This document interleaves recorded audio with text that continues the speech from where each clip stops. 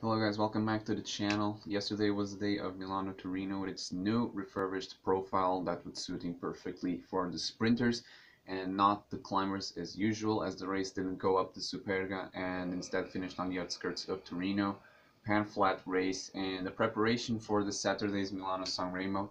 The race had some incidents. It had some incidents and mainly Yves Lampard, who crashed and broke his collarbone if I'm not mistaken.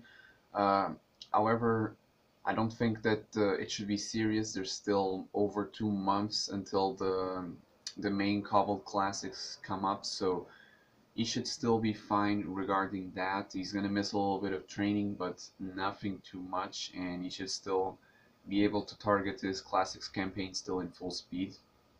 Alongside the Koenig, if they still manage to not get more riders injured, which has been an issue lately, especially yesterday. Uh, the race was won by Arnaud Demar. As you've seen, this race was only 198 kilometers long, so this Saturday we're going to see 101 kilometers more, that number exactly. So it was a little bit surprising for me to see Demar take such a dominant win. He seems to be in great form. He's been on a training camp in the Alps lately. Uh, it's a race that wasn't suiting him to the core, but Milano Sanremo this Saturday will indeed. He's won it back in 2017, if I'm not mistaken, or 2016. Very talented rider, and he really took profit of yesterday.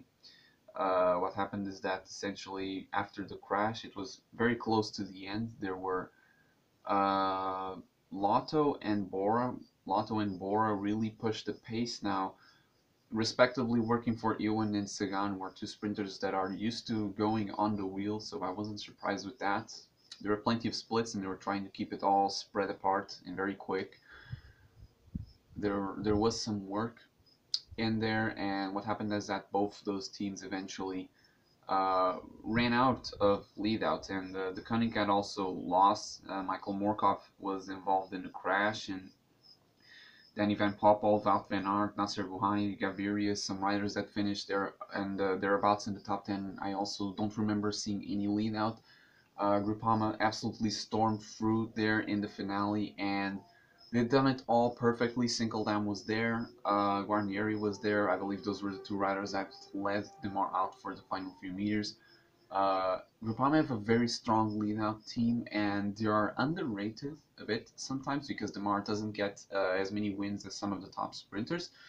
However, he gets some very quality wins, and yesterday's was a perfect example of that. The team was very built around Demar. He has a very strong block, and he's gonna definitely take it to Milano this Saturday again, which should really give some good possibilities of him succeeding once again. I wouldn't be surprised.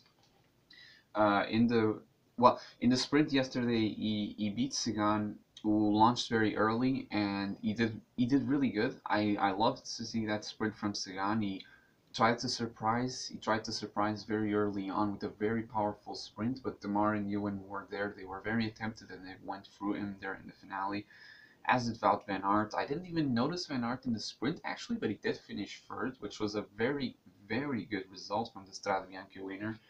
And there were some more decent results in there. Danny Van Poppel finishing fifth, Nasser Bohani finishing sixth. So I wouldn't put Buhani, but Van Poppel is a very nice outsider for a top 10 in this Saturday, because he knows how to climb very well, and he's certainly showing some good form. We've had Gaviria Belletti, Dion Smith, and Ben Swift also finishing at the top 10. Some outsiders as Vendram, obviously Matthew Van Der Poel, Oliver Nazen, Sam Bennett finishing 19th. Bennett didn't look particularly good yesterday, but in the sprint finish, there's a lot of uh, unexpected that can happen, a lot of unexpected things. So this isn't exactly a confirmation that Bennett is or not on form. I would still consider him as a big favorite for the Saturday. He does know how to climb very well. Uh, Furthermost, I would consider that the podium that we've seen yesterday perhaps are the three big favorites to win this Saturday. I'm repeating this Saturday over too much. But perhaps in the opposite order, I would really consider Wout van Aert at this point the main favorite to win. Uh, this isn't about reputation, but really Van Aert is showing himself in just massive form. Not only does he have, as he's shown in Strade Bianche, the form, the endurance. Well, it wasn't a big race, but it was full gas from the start. He has the power, he has the endurance, and yesterday he showed that his sprint is there on the top level. He's really strong, and although Demar and Ewan and probably several of the other sprinters like Bandit Gaviria are going to be there in the start line, um, they will surely struggle to get over the Poggio in the main group. I would also put Christoph. I'm not sure if Christoph is going to be there in the start, but I believe so. They're going to struggle for sure there in the Poggio. Some riders like, I wouldn't put Alaphilippe. He doesn't seem to be as sharp as last year, obviously. But Sagan is for sure going to try to do something. I would say that very likely Van Aert is going to try to do something as well. This is a climb that suits him perfectly. It's very rolling.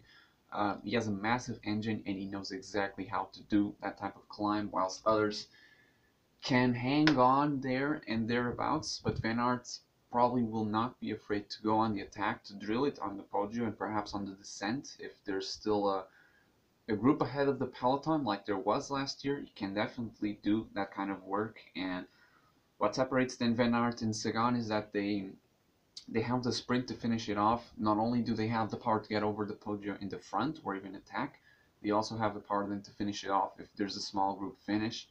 Although Sagan has an history of losing this race unexpectedly, he's still going to try. Milano-San Remo is still a race that isn't in his palmares, so for sure he's going to try something, or in the very least, he's going to have a very aggressive mindset. Uh, as I said, the top three of yesterday are the three riders that I consider the main favorites for Milano-San Remo, but on the opposite order. I would put Ewan as second and Demar as third, as although the race is hard, both Ewan and Demar can climb. They can climb over the Poggio in the main group very decently, I would say. They finished, Ewan finished second in the year that Nibali won. Demar won on the year previously, if I'm not mistaken, or 2 years before. So you know that both of them can handle 300 kilometers of racing with some climbing, even if the racing is hard. Um, and although in the last 3 years it hasn't come down to a bunch sprint, the bunch sprint has always been there very, very close.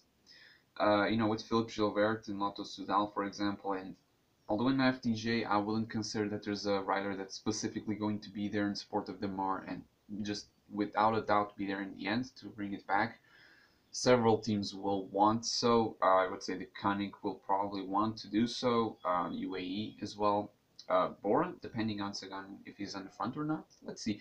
There's several teams that will want to bring it back, and there's always a sprint. Even if it's not between the podium places, there's always a sprint behind. Tons of World Tour points, and Demar and Ewan are two runners that are usually there. Especially Demar, he's very, very consistent in this race, showing great form. His sprint was mega powerful in Torino, and yeah, just looking at these results, it gives Groupama a lot of confidence. And I haven't checked the odds yet for Milano-San Remo, but I would be surprised if I would see these three riders outside, like any of these three riders outside of the top five of the favorites. I don't know if Demar will be considered, as there are riders like Sagan, Gaviria, possibly Christoph that are going to be lower. Van der Poel, obviously.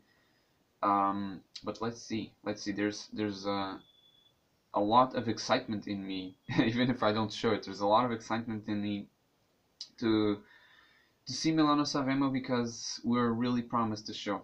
Tons of sprinters, tons of punchers. The route is somewhat new, I would say more exciting, and I would really appreciate if you would like this video, if you agree with me, and subscribe as well if you want more content like this or new content I'm going to be putting out soon that you're going to be able to see. Keep your eye on. Yeah, I have very good feedback of this race, and I'm properly excited for the Italian races to keep going. I'll see you in the next one.